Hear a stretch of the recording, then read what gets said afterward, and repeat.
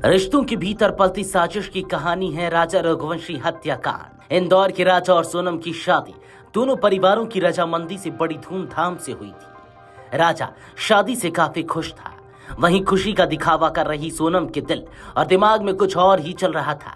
पिता की फैक्ट्री में काम करने वाले राज कुशवाहा के प्यार में पागल सोनम परिवार के खिलाफ नहीं जाना चाहती थी, इसीलिए शादी के लिए तैयार तो हुई, पर पति को रास्ते से हटाने की साजिश भी रच ली। साजिश को अंजाम देने के लिए सोनम और राज ने शिलोंग को ठिकाना चुना। इसी के तहत सोनम ने राजा को हनीमून के लिए शिलोंग जाने के लिए मनाया। दोनों ने राजा की हत्या के लिए भाड़े पर 3 हत्यारे किए। खुद शिलोंग न जाकर राजा ने तीनों हत्यारों आकाश राजपूत, विशाल चौहान व आनंद कुर्मी को इंदौर से ही सोनम राजा के पीछे लगा दिया। शिलोंग में राजा ने जहां से स्कूटर किराए पर लिया, वहीं से हत्यारों ने भी बाइक किराए पर ली थी। तीनों ने खुद को मध्य प्रदेश का बताकर राजा का विश्वास जीता और साथ में घूमते रहे। तीनों हत्यारों को दंपति के साथ एक गाइड ने भी देखा था। यह सुराग भी पुलिस के लिए इस मामले में अहम साबित हुआ। सोनम के सामने ही हत्यारों ने राजा की सोहरा स्थित बंद पार्किंग यार्ड में धारदार हथियार से हत्या की। इसके बाद राजा के शव को खाई में फेंक दिया। शव ठिकाने लगाने के बाद तीनों हत्यारे अलग हो गए। सोनम के पिता देवी सिंह रघुवंशी और भाई गोविंद की छोटी सी प्लाईवुड की फैक्ट्री है। सोनम से 5 साल छोटा राज फैक्ट्री में अकाउंटेंट का काम करता है। सोनम यहाँ HR का काम करती थी। इससे दोनों में मुलाकात होती रही और नजदीकियां बढ़ गई। पुलिस ने सोनम और राजा की कॉल डिटेल्स खंगाली तो पता चला कि सोनम शादी से पहले और बाद में राज से घंटों तक बात किया करती थी। चलाया गया जिसमें 3 आरोपियों को राउंड अप कर लिया। 3 आरोपी जो सस्पेक्टेड हैं उनको राउंड अप कर लिया गया है, जिसमें एक राज कुशवाहा है जो कि नंदबाग का है, दूसरा विशाल चौहान है और तीसरा आकाश राजपूत है। इन तीनों को फिलहाल अभी राउंड अप कर लिया गया है और मेघालय पुलिस इनसे अभी पूछताछ कर रही है और आगे की कार्रवाई इसमें कर रही है। सर, जो हत्याकांड हुआ था उसके अंदर राज ठाकरे का भी हाथ था। विक्की ठाकुर का इसमें एक आरोपी और फरार है, जिसके लिए लगातार रिकवरी के प्रयास किए जा रहे हैं। 2 इंदौर क्राइम ब्रांच और मेघालय पुलिस के द्वारा 2 आरोपियों को इंदौर से पकड़ा है और एक आरोपी को इंदौर से 5 से हिरासत में लिया है। दावा किया जा रहा है कि सोनम हफ्ते भर से सिर्फ रात में सफर कर रही थी। वह वाराणसी से गोरखपुर जाने वाली बस में सवार थी। वहां से वह नेपाल भागने की फिराक में थी। सोनम 9 लाख रुपए नकद और शादी में मिले गहने लेकर शिलोंग गई थी। इन पैसों की मदद से वह इतने दिन बची रह सकती थी। सोनम हत्या के बाद नेपाल भागने की फिराक में थी। 2 अन्य युवकों ने इतने दिनों तक उसकी छिपने और यात्राएं करने में मदद की। इतनी बड़ी मात्रा में नकदी और गहने ले जाने से भी पुलिस को सोनम पर शक बढ़ा था। वाले वहाँ के गलत बयान दे रहे हैं क्योंकि वो लोग उलझ रहे हैं। वो लोग ढाबे वाले से क्या बोलते हैं, वो होटल वाले से, वहाँ के गुंडे मवाली से वो हफ्ता वसूली करते हैं।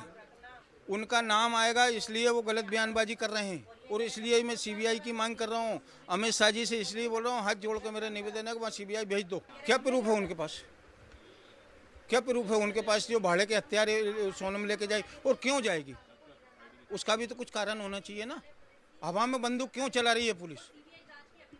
सोनम से पुलिस वाले अभी तक मिले नहीं, ठीक है ना।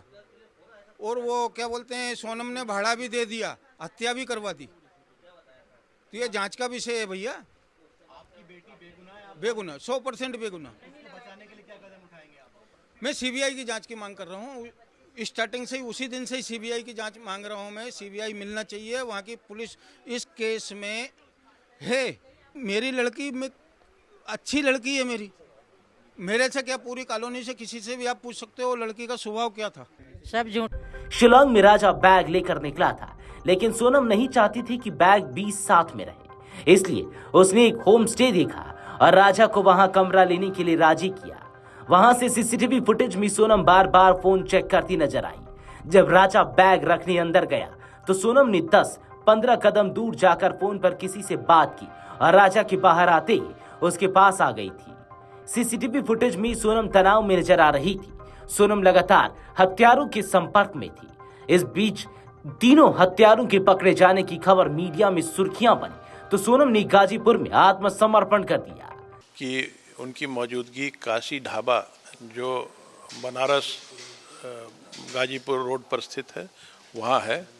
उनके परिजनों ने ये सूचना इंदौर पुलिस को दी। इंदौर पुलिस ने तत्काल यूपी पुलिस से ये बात साझा की और गाजीपुर पुलिस ने सोनम को उक्त स्थान से बरामद किया।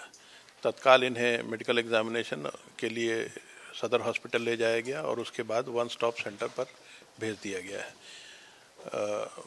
मेघालय पुलिस और मध्य प्रदेश पुलिस को इसकी जानकारी दे दी गई है, वो रास्ते में है और उम्मीद है कि अगले कुछ घंटों में वो पहुंच जाएंगे।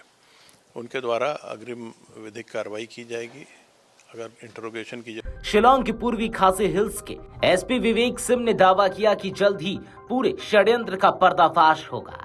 23 मई को सोनम ने सास से बात की। दोपहर बाद दोनों के फोन अचानक बंद हो गए। इससे सवाल खड़े हुए। पुलिस ने इसे जांच में लिया। हत्या के बाद हथियार भी राजा के शव के पास मिला। यदि हत्यारों को सोनम को भी मारना होता तो उसी का इस्तेमाल करते। इससे पुलिस समझ गई कि सोनम की हत्या नहीं हुई, वह लापता है। सोनम ने पूरी साजिश रची थी। उसी ने गुवाहाटी के लिए प्लेन के टिकट बुक कराए थे। यह तथ्य भी सवाल खड़े कर रहे थे। सोनम मिल गई, मैं यही चाहती हूँ कि सोनम के मुंह से मैं सुनना चाहती हूँ पहली बात तो, कि उसने राजा को कहाँ छोड़ा था, किस हालत में छोड़ा था, क्यों छोड़ा था। जब उसका पति था, उसने दिल से माना था तो उसको उसके साथ होना था। अगर किसी ने उसको धक्का दिया था तो खुद को गिनना था उसको बचाव के लिए, कि मेरा पति खाई में गया है तो मेरे को भी उसके साथ जाना है। इस जगह सोनम कभी गिरती ना तो मेरा बच्चा कूद जाता, इतना मेरे को यकीन है कि सोनम को बचाने के लिए मेरा बेटा कूद जाता।